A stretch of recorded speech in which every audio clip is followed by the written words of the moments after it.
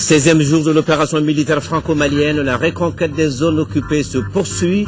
Une opération sans faute qui a chassé aujourd'hui les assaillants de la ville de Gao, désormais libérés.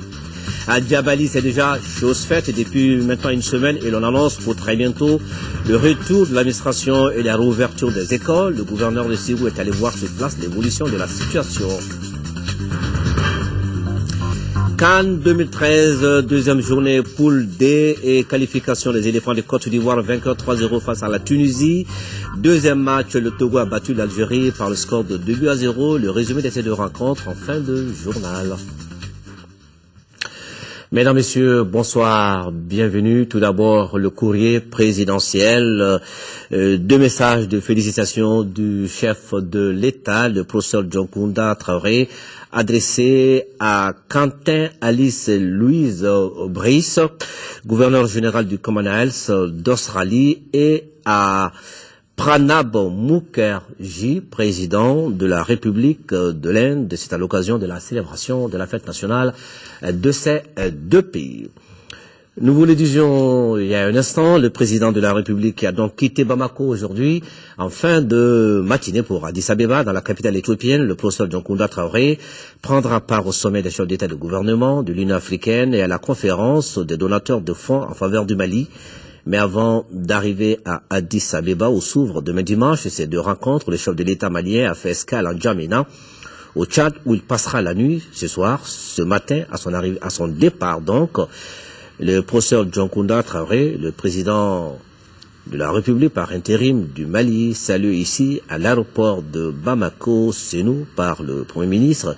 Il y avait également sur le tarmac de l'aéroport ce matin plusieurs autres personnalités venues donc saluer le président Dioncounda Traoré qui se rend donc demain à Addis Abeba pour le sommet de l'Union africaine et puis la conférence des donateurs de fonds en faveur de notre pays. Il fait escale ce soir en Djamena où il passe la nuit. Et justement, à la veille de l'ouverture de ce sommet de l'Union africaine et de la conférence des donateurs de fonds en faveur du Mali, l'opération militaire franco-malienne marque la 16e journée de son entrée en action par une nouvelle victoire. Et ce samedi 26 janvier, les assaillants qui étaient basés à Gao ont été boutés hors de la ville, désormais libérés. Voilà qui confirme que la reconquête du pays suit allègrement son cours. L'information est confirmée par le ministère de la Défense, le commentaire d'Ibrahim Traoré. L'offensive se concrétise sur le terrain. L'armée malienne, appuyée par les forces françaises, contrôle l'aéroport de Gao et le pont Wabaria. Ces deux sites stratégiques de la région sont praticables sans problème. Les sources sécuritaires des deux pays annoncent la reprise totale de la ville de Gao. Pour raison de secret stratégique, permettez qu'on ne vous fasse pas autre détail. L'important pour nous, ce n'est pas un seul endroit, ce n'est pas une seule localité. L'idéal, c'est la totalité de toutes les localités sous occupation, c'est leur libération, leur reconquête qui compte. Et une minute, c'est déjà tard. L'opération menée par des forces spéciales dans la nuit de vendredi à samedi a mobilisé des troupes au sol, des hélicoptères et des avions de transport d'assaut avec un appui aérien. Elle a été précédée de frappes par des avions de chasse. Les moyens mobiles et les sites logistiques des terroristes ont été détruits. Le but immédiat était de permettre l'acheminement de renforts maliens, voire africains, qui seront chargés du contrôle de la ville. Des forces africaines venues de Niamey, comprenant notamment des Tchadiens et des Nigériens, sont déjà à Gao pour appuyer les opérations en cours. Dans la foulée, une autre colonne franco-malienne, après avoir pris le contrôle de Djabali, progresse vers Léré avec pour objectif la ville de Tombouctou. La situation qui se normalise progressivement à la satisfaction de tous, ce qui donne lieu à un partage de la bonne information. À Ségou, on est dans cette logique, d'où la tenue d'une réunion sur la situation sécuritaire dans la 4e région après la reprise de la ville de Djabali par nos forces armées. Une correspondance de Brahima Kone. De Ségou à Djabali, il n'y a plus de djihadistes. C'est ce qui ressort de cette réunion qui aura permis de faire le point de la situation sécuritaire et celui des contributions à l'effort de guerre. C'est vous dire que de Djabali à Ségou aujourd'hui, de façon officielle, vous pouvez noter qu'il n'y a plus d'ennemis. Donc il y a quelques cas d'infiltration que nous sommes en train de maîtriser. Nous travaillons pour la population, donc il faut les sensibiliser, les dire ce que nous faisons, le pourquoi. Et il faut comprendre. Nous sommes partis à la population pour expliquer ce que c'est que l'état d'urgence, comment on doit se comporter. Donc les gens ont bien compris, malgré que jusqu'à présent, il y a certaines situations qui ne sont pas traitées, qui sont les cortèges de mariage. Certains participants ont attiré l'attention des autorités sur la forêt de Ouagadou qui jouxte la rive gauche du fleuve Niger, une zone qui pourrait être un nid des djihadistes. D'où cet appel à la vigilance et au respect strict de l'état d'urgence. Et pour nous, l'état d'urgence est primordial. Tout citoyen doit vraiment se conformer aux règles édictées par rapport à cela. Le soutien de la population, c'est effectivement la vigilance, mais surtout de ne pas se rendre eux-mêmes justice pour tout problème d'exaction dans la ville, d'informer autant que possible, disons, les services compétents en la matière. Toutefois, les différentes contributions à l'effort de guerre se multiplient. Si la semaine passée, la région de Ségou avait enregistré 24 millions de francs CFA, ce vendredi, la contribution s'élève à plus de 46 millions de francs CFA. Les appuis en nature ont porté essentiellement sur près de 11 000 kg de céréales, 1 700 litres de gasoil et environ une quinzaine de bœufs. Djabali, désormais libéré et zone sous contrôle de nos forces armées. Le gouverneur de la région de Ségou était ce matin sur place. C'était pour transmettre un message d'encouragement à nos combats, mais c'était également l'occasion pour lui d'aller préparer le retour de l'administration et la réouverture très prochaine des classes. Ségou, le compte rendu de nos correspondants de Gouffana Traoré et Karamoko Traoré. Cette visite du gouverneur de Ségou visait 3 objectifs. Transmettre tout d'abord aux forces armées et de sécurité les messages de félicitations et d'encouragement des plus hautes autorités du pays et des populations de la région de Ségou aux combattants pour le travail abattu sur le terrain. Ensuite, remettre des cadeaux symboliques aux combattants et enfin visiter les bureaux pour prendre les dispositions afin de diligenter l'ouverture de l'administration et des écoles. Le peuple malien tout entier est avec eux. Je suis venu en même temps pour leur annoncer une bonne nouvelle, à savoir les retours prochains, très rapidement, de l'administration et de l'administration scolaire surtout. Comme vous le savez, les écoles étaient fermées pour essayer de gérer autant que possible cette crise. Je le dis franchement, je ne croyais pas que j'allais trouver nos soldats comme je viens de le voir, avec un moral de fer. Il faut le dire, des soldats qui savent ce qu'ils veulent, qui ont fait leur travail comme ça se doit. Qu'en est-il d'éventuelles stigmatisations et d'exactions commises sur les populations de peau blanche dans la zone? Faux, ont répondu nos interlocuteurs. Ils ne se sont pas attaqués aux populations blanches, c'est pas vrai. Non, on n'est pas au courant. Les exécutions sommaires à Djabali n'en a pas eu lieu, c'est pas vrai. La question d'amalgame à la région de Ségou, jusqu'à présent, je n'ai pas vu. Je n'ai pas attendu. Je tiens à faire savoir qu'actuellement c'est la guerre des médias. Et ces islamistes, ils sont dans leur dernier détachement. Lors de la prise des grandes villes, Kidal, Tombouctou et Gao, il y avait des tenues militaires qui sont restés. J'étais sur le front. Les éléments qui nous ont attaqués, ils portaient la tenue militaire malienne. Les instructions étaient très claires depuis le début. Jusqu'à maintenant, pas d'amalgame. Pas d'exertion sur la population civile. Et ce sont ces institutions que nous sommes en train de respecter. À Djabali aujourd'hui, avec la présence des militaires maliens et français, les activités économiques ont bel et bien démarré. Aujourd'hui, la préoccupation principale des autorités, c'est la réouverture de l'administration. C'est également la réouverture des classes et les travaux champêtres ont bel et bien commencé. Merci à Gouffana Traoré. Dans une ville de Djabali libérée, Douanza aussi désormais totalement libéré. D'ailleurs, nos envoyés spéciaux là-bas aussi, Moussa Rimaïga et Alou Touré, ils sont depuis cet après-midi et quant aux liaisons téléphoniques perturbées, depuis, elles reviennent à la normale, ce qui nous a permis de joindre le préfet de la localité Ishaka à Batili, qui répond aux questions de Tchessera Dambélé. Douanza est totalement libéré depuis 4 ou 5 jours. C'est vraiment avec joie, allégresse Et aussi avec le devoir du sentiment accompli que les populations accueillent cette armée qui a pu procéder à la libération du cercle. Les habitudes que les islamistes, les terroristes avaient imposées aux citoyens là-bas, est-ce que les choses commencent à changer par rapport aux habitudes et est-ce que les populations vaguent à leur occupation? Les populations vaguent vraiment à leur occupation et ils ont le sentiment aussi d'être libérés. Libérés des exactions, des brimades et des violations de droits dont ils ont subi pendant cette période d'occupation. En fait, il y avait même la négation de la personne humaine sous l'occupation de ces djihadistes. Et moi, je viens sur instruction du gouverneur de la région qui m'a demandé de me rendre à Douanga pour que nous puissions voir rapidement comment nous pouvons assurer le retour de l'administration.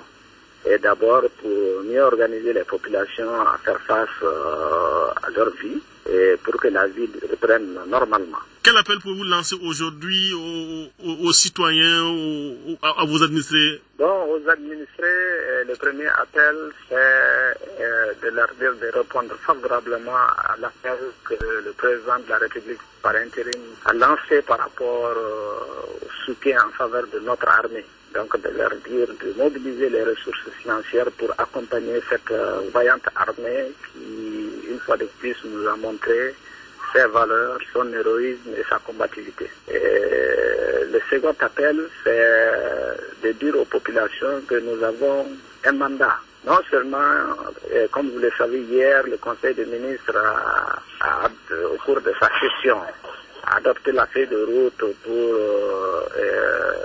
la gestion de la crise. Il y a non seulement la libération du Nord, mais il y a l'installation aussi de l'administration pour que nous puissions organiser le plus rapidement possible les élections libres, transparentes et crédibles dans notre pays. En 5e région, le cercle de Djenné vient d'apporter plus de 15 millions de francs CFA comme contribution à l'effort de guerre.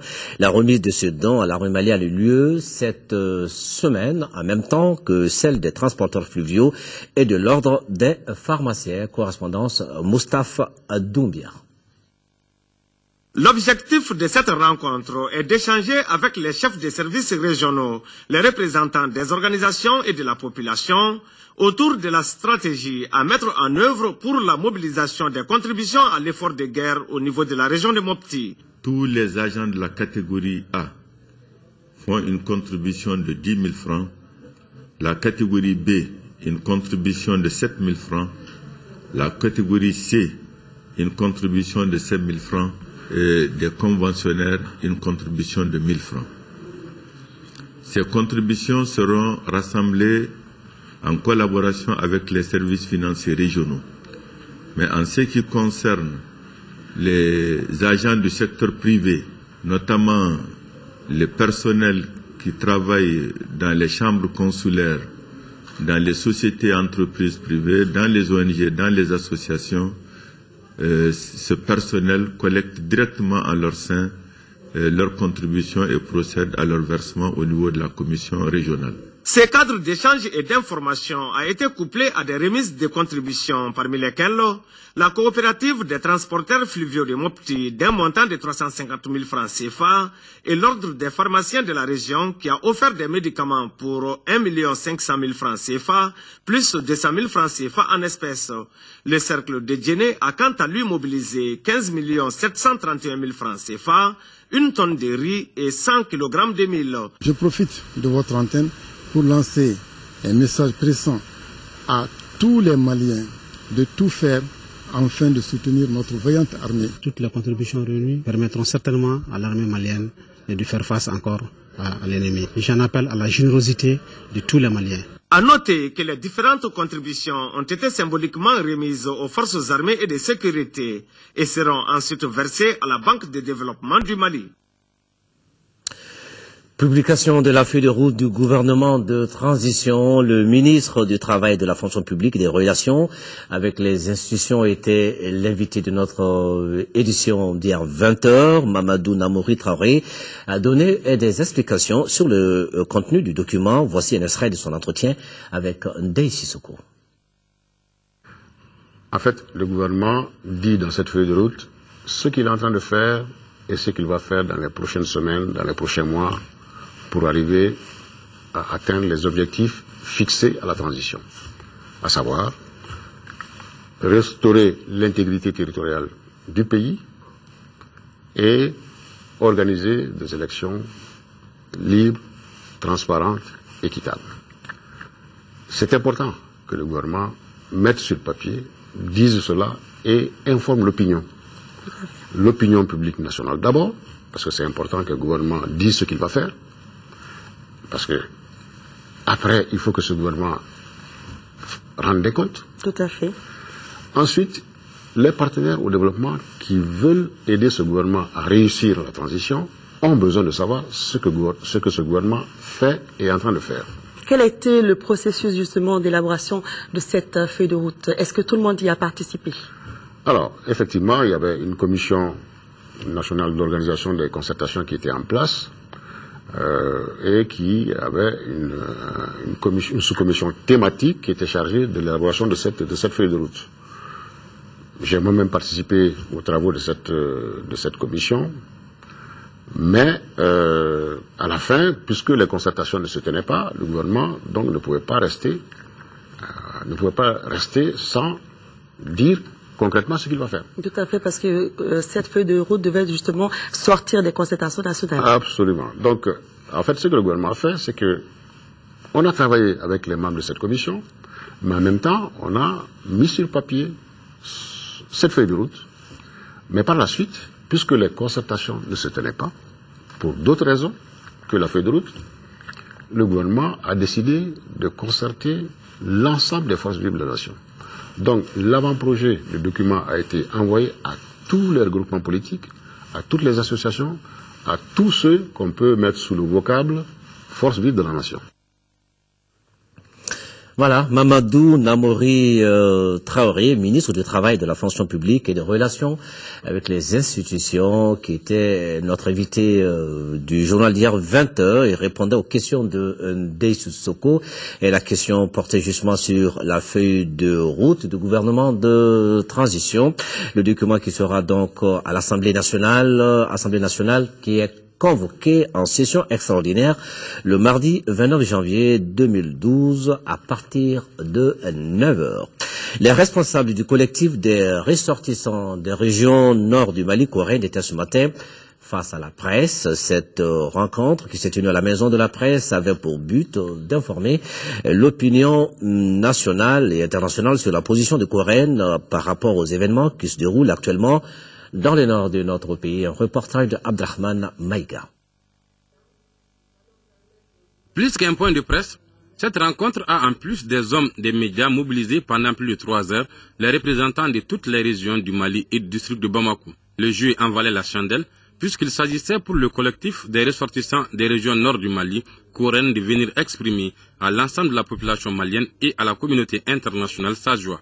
Cette joie et cette fierté se justifient aisément par cette traque qui a commencé le 11 janvier dernier, dont l'objectif est de bouter les terroristes hors de nos frontières. Cette opération commence à porter ses fruits par la libération progressive des territoires sous occupation. Aujourd'hui, le seul message qui vaille, c'est l'union sacrée autour de notre armée nationale.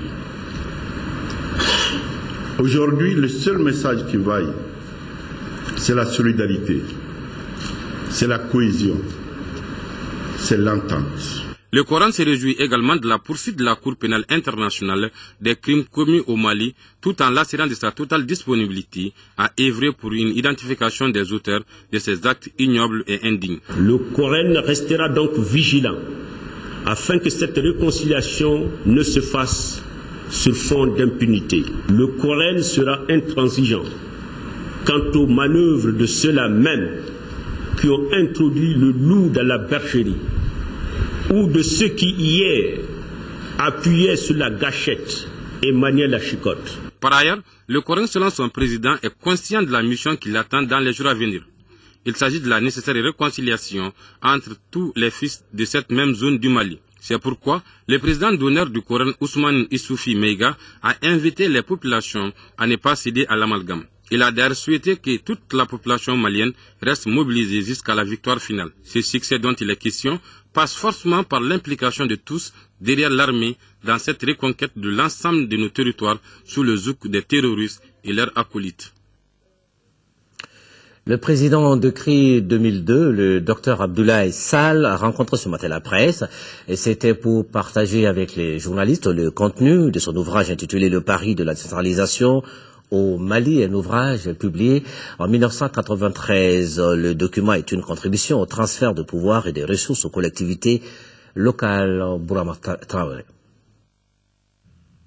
Un ouvrage pas comme les autres. Le pari de la décentralisation au Mali du docteur Abdoulaye Sall peut être qualifié de prémonitoire. Ce livre publié en 1993 mettait en cause le mode de gouvernance locale au Mali. 20 ans après, l'histoire semble donner raison à son auteur. Je dis, si nous poursuivons notre mode de gouvernance locale, nous risquons de déboucher tôt ou tard vers l'émergence d'un État anthropophage qui mange ses propres fils. Le pari de la décentralisation au Mali a été publié en 2 tomes. Le premier est une contribution au transfert des pouvoirs, des compétences et des ressources aux collectivités locales. Le second tome traite de l'ensemble des thèmes relatifs à la décentralisation de 1955 à 1993, avec à la clé 11 propositions concrètes, parmi lesquelles l'on retient la 7e proposition où je demandais de disculper l'Occident, notamment la France, de ne pas accuser la France étant la source de tous nos maux. L'intervention française et de la communauté internationale dans notre pays prouve à suffisance cette prédiction que j'avais faite il y a 20 ans. La 11e proposition où j'ai dit qu'il faut travailler et que la vraie démocratie se bâtit sur le travail, plus de travail. Donc il faut qu'on se mette au travail. Ces propositions doivent être remises, selon lui, sur la table de l'échange et du partage afin d'aider la communauté internationale à nous sortir de ce cauchemar. En termes de perspective, le président du CRI 2002, non moins ancien ministre des Relations avec les institutions, envisage de publier le 3e tome du pari de la décentralisation au Mali fin mars 2013. Les sympathisants et amis de la France et de François Hollande, Safran, ont animé un point de presse ce matin. Il s'agissait pour eux de faire connaître le mouvement au public et rendre hommage à la France. Nous faisons le point avec Moussa Fane. À travers ce point de presse organisé par Safara, c'est-à-dire les sympathisants et amis de la France et de son président François Hollande, ses membres ont voulu expliquer à l'opinion nationale les raisons de la création du mouvement. Les sympathisants et amis de la France et de François Hollande ont salué l'appui solidaire de Paris à l'armée malienne dans la reconquête du Nord. Nous allons mobiliser dans les 60 jours à venir 15 millions et 500 poches de sang pour contribution de guerre. Et après ça, tout à l'heure, nous allons mettre des cellules dans toutes les localités pour qu'à chaque passage de Français, qu'il y ait vraiment un mouvement de soutien, qu'il y ait vraiment une mobilisation sociale autour de la politique française de lutte contre le terrorisme. Selon l'ambassadeur de France au Mali, son pays a vite réagi pour assurer l'intégrité territoriale du Mali et pour lutter contre le terrorisme. La France, vous le savez, est attachée à l'intégrité territoriale du Mali. Elle est attachée à voir un Mali démocratique, laïque, libre. Le 10 janvier, il est apparu que, je dirais, nous étions au bord du gouffre, que l'irréparable risquait de se produire.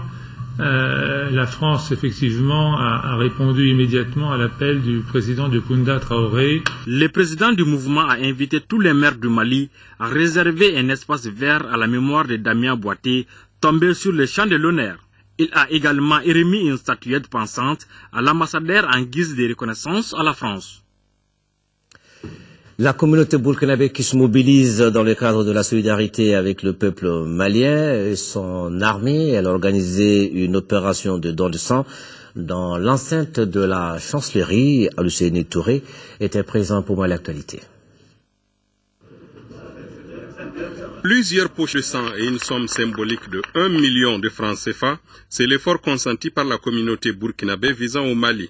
Elle participe ainsi à l'effort de guerre. C'est un élan de solidarité, un élan de fraternité qui a donc guidé les ressortissants burkinabés à procéder à un don de sang et à faire un geste symbolique pour le peuple malien qui fait face à une situation difficile. Nous sommes ici et nous devons prendre part à cet effort fourni par le peuple malien. Les problèmes que vivent actuellement les Maliens sont nos problèmes aussi. Par conséquent, cet acte n'est rien par rapport au cœur que nous éprouvons vis-à-vis du peuple malien. C'est pour ça que nous sommes là ce matin pour magnifier une bonne fois pour toutes nos relations historiques entre les deux peuples. Des prières ont également été dites par toutes les confessions religieuses présentes, des prières qui demandent le rétablissement de la paix dans ce pays frère que les uns et les autres ont choisi pour y élire domicile. Après le Niger, la première dame du Mali est partie jeudi pour le Burkina Faso de l'aéroport. Elle s'est rendue directement sur les sites qui abritent des réfugiés maliens situés au nord de Ouaga. Le camp accueille plus de 4000 réfugiés maliens. Au cours de sa visite, Mme Traoré Mintou Doucouré a offert 5 millions de francs CFA et leur a retiré l'accompagnement du gouvernement malien. Nos envoyés spéciaux à Ouaga, Dembawan et Nyanya Alou Traoré. C'est dans la pure hospitalité malienne que la première dame a été accueillie par les réfugiés maliens du camp Sangninyogo au Burkina Faso. Un moment inoubliable pour nos compatriotes qui ont fui les hostilités du Nord pour venir dans ce camp. L'émotion était à son comble des deux côtés. D'une part, l'épouse du chef de l'État était très émue d'avoir retrouvé les siens et d'autre part, ces réfugiés étaient heureux et fiers de cette marque d'attention de la part de Mme Traoré Mintou Doucouré. Ça nous va au fond du cœur. Parce qu'on a été plusieurs fois réfugiés, mais c'est la première fois que nous avons les visites des premières dames. Et ce sont nos sœurs, ce sont des femmes comme nous. Donc elles savent nos problèmes. Nous voulons retourner chez nous. Nous voulons la paix. Après avoir remercié les uns et les autres pour leur accueil si chaleureux, l'épouse du chef de l'État a rassuré les réfugiés du camp de Sangninyogo que la fin du conflit au Mali est très proche.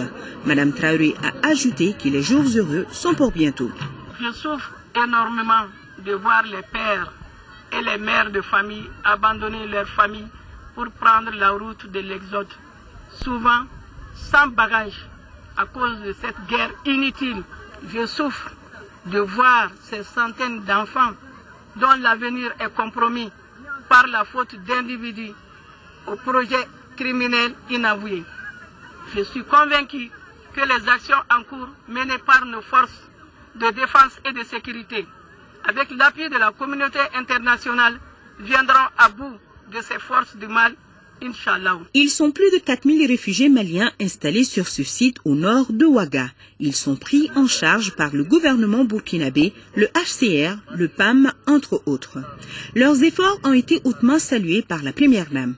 Par ailleurs, l'épouse du président de la République par intérim a prêté une oreille attentive aux différentes préoccupations de ces réfugiés, notamment le manque de moyens de déplacement en cas d'urgence médicale. Cette doléance a été immédiatement répondue par la première dame du Faso, Chantal Compaoré, qui a offert au camp une mototaxi médicalisée.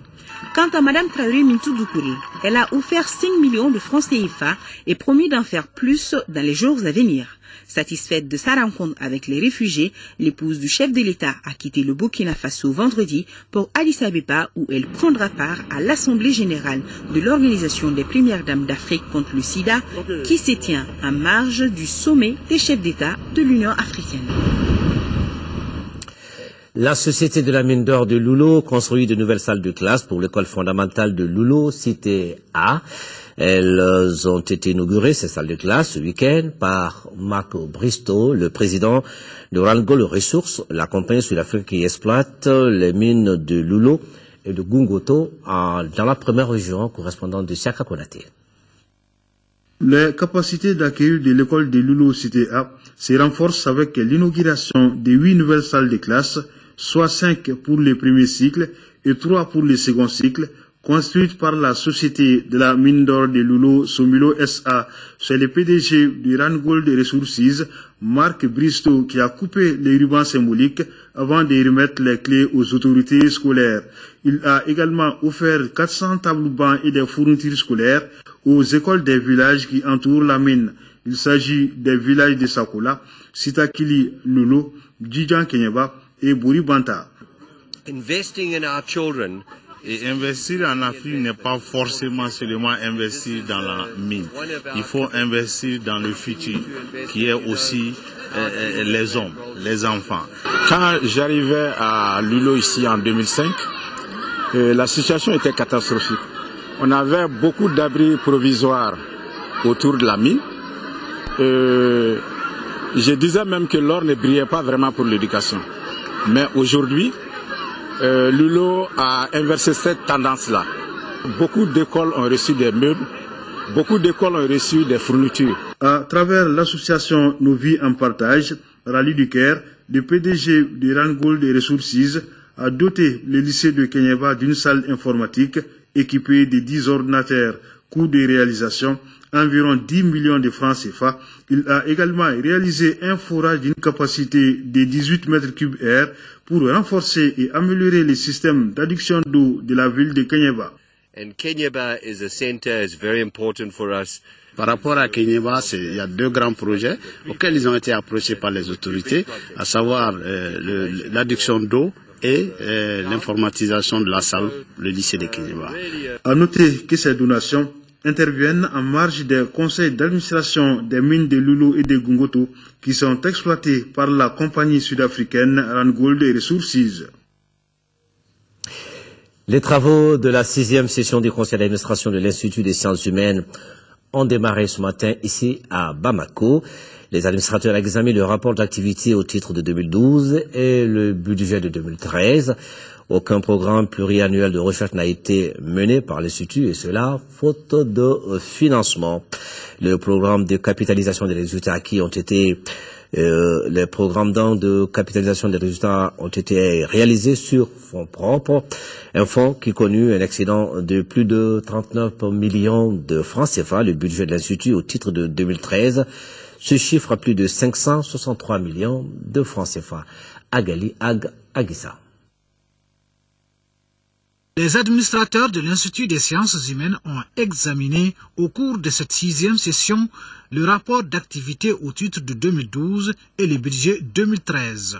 Avec un excédent de plus de 39 millions de francs CFA sur les ressources propres, les résultats enregistrés sont jugés satisfaisants. Sur un budget initial de plus de 995 millions de francs CFA, l'Institut a encaissé plus de 500 millions contre environ 461 millions de francs CFA en dépenses.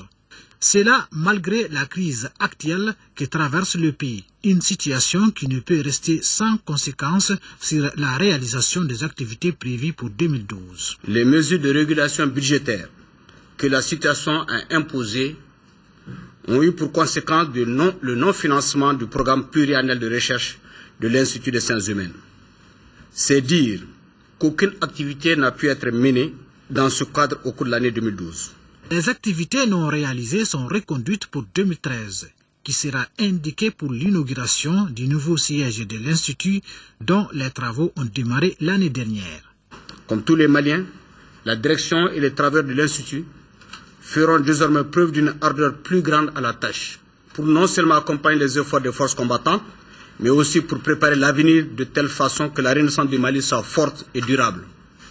Pour ce faire, ils bénéficieront d'un budget de 563 359 000. L'achat de 2 véhicules sur fonds propres, l'octroi des primes aux travailleurs et la constitution d'un fonds social devront améliorer sûrement les conditions de travail au niveau de la structure.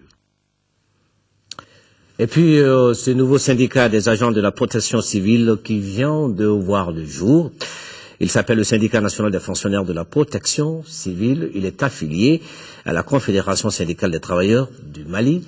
L'acte d'affiliation a été signé ce matin par les secrétaires généraux des 2 syndicats, Mohamed Diarra. La scission est désormais consommée au sein du syndicat de la protection civile, Depuis le 5 janvier dernier, le syndicat national des fonctionnaires de la protection civile a vu le jour et il est affilié à la Confédération syndicale des travailleurs du Mali, CSTM. L'acte de mariage a été signé ce vendredi avec comme témoin la dizaine de journalistes présents. Pour réaliser les ambitions qui sont les siennes, le syndicat national des fonctionnaires de la protection civile a décidé de s'affilier à la CSTM. Le syndicat national des fonctionnaires de la protection civile entend par son affiliation contribuer aux réussites et succès de la CSTM. Le secrétaire général explique la création de ce syndicat par le fait que les conditions de travail des agents de la protection civile ne sont pas améliorées. Cette adhésion vient donc grossir le rang de la CSTM. La centrale compte aujourd'hui 14 fédérations et un syndicat national. Cet acte que viennent de poser les fonctionnaires de la protection civile est qualifié par le secrétaire général de la CSTM de courageux. Vous venez de poser un acte fort. Vous vous êtes donné une vision d'un combat syndical. Le chemin, il est dur et il sera encore davantage. Mais nous vous accompagnerons, nous vous soutenons, parce que vous croyez en la justice sociale, comme nous. Les deux secrétaires généraux ont par la même occasion exhorté les travailleurs maliens à participer à l'effort de guerre. Dans les jours à venir, les comités locaux du syndicat national des fonctionnaires de la protection civile seront mis en place, a martelé son secrétaire général Issa Raoul Dabou. Le sport, football, CAN 2013, les choses commencent à se préciser dans la poule D. Les Fennecs d'Algérie viennent d'être éliminés de la compétition à l'issue de la deuxième journée. Ils ont été battus 2-0 par les éperviers du Togo auparavant. C'est la Côte d'Ivoire qui avait obtenu sa qualification pour le quart de finale suite à sa large victoire 3-0 devant les Aigles de Carthage de la Tunisie. Nous faisons le point avec Aldou Matina. Les éperviers Considéré comme la poule de la mort, le groupe D de la 29e Coupe d'Afrique des Nations tant attendu a démarré avec la rencontre Côte d'Ivoire en orange, Togo. Les deux sélectionnaires, sachant l'importance du match, ont fait sortir leur grosse armada. Les éléphants de Côte d'Ivoire, amenés par leur attaquant charismatique, Didier Drogba, vont avoir un avertissement sans frais dès la première minute. Emmanuel Cheyi Adebayor, qui bénéficie d'une offrande de Kolo Touré, perd son duel face à Kopa Bari. Cette action improductive va réveiller les Ivoiriens et leur ballon d'or 2012 Zaya Touré, qui ouvre le score à la 7e minute. Les éperviers du Togo s'y réorganisent et emballent le jeu, ce qui leur permet d'être menaçants devant le but ivoirien. À l'image du virevoltant Serge Gabke, légèrement dominé, les éléphants vont passer à côté de l'aggravation du score. Encore Yaya Touré à la 43e minute. Au moment où l'on se dirige vers la première mi-temps, les éperviers du Togo, à la suite d'un corner, égalisent par Jonathan Haïté. 1-1, c'est le score à la pause. À la reprise, les éléphants reviennent plus motivés et tranchants. Les Togolais subissent, mais pouvaient compter sur leur portier Agassa Kossi, lequel va finalement céder à la 87e minute, grâce au but de Yao Kwasi Gervais alias Gervinho, qui offre la victoire à la Côte d'Ivoire 2-1. Le second match du groupe D était un derby du Nord, entre les Aigles de Carthage de la Tunisie et les Fennecs d'Algérie. À l'arrivée, victoire d'1-0 de la Tunisie grâce à Youssef Sakni dans les arrêts de jeu. Cela malgré la domination de l'équipe algérienne qui s'est procuré plusieurs occasions. Avec 3 points chacune, la Côte d'Ivoire et la Tunisie prennent la tête du groupe D. Le Togo et l'Algérie ont 0 point. La 10e journée prévue le 26 janvier opposera d'une part la Côte d'Ivoire et la Tunisie et l'Algérie et le Togo d'autre part. Vous avez compris, petit problème, hein, ça c'est le résumé des précédents matchs. Nous vous rappelons quand même les résultats d'aujourd'hui et sûrement les détails en images à suivre dans l'émission Sport de ce soir, consacrée donc à la CAN 2013. Nous vous rappelons donc les Fennecs d'Algérie qui ont été éliminés de la compétition à l'issue de la deuxième journée. Ils ont été battus 2-0 par les éperviers du Togo. Mais avant, c'est la Côte d'Ivoire qui avait obtenu sa qualification pour le quart de finale. Elle a battu 3-0 les Aigles de Carthage de la Tunisie. Vous allez sûrement retrouver maintenant le résumé des deux rencontres en images dans l'émission Sport CAN 2013 de ce soir avec la rédaction sportive de Mali Actualité. L'info demain à midi. Actu Hebdo, c'est avec Youssouf Touré. L'édition 13h dimanche, c'est avec Mohamed Touré, Inch'Allah. Moi, je vous retrouve pour l'édition du soir. Ce sera après votre soirée de foot. L'info continue sur notre chaîne, sur le site www.ortm-ml. Toutes nos pensées à nos parents qui sont victimes de la situation de guerre que vit notre pays. Nous pensons comme tous les soirs à eux. Merci à vous de rester sur notre chaîne. Excellent week-end.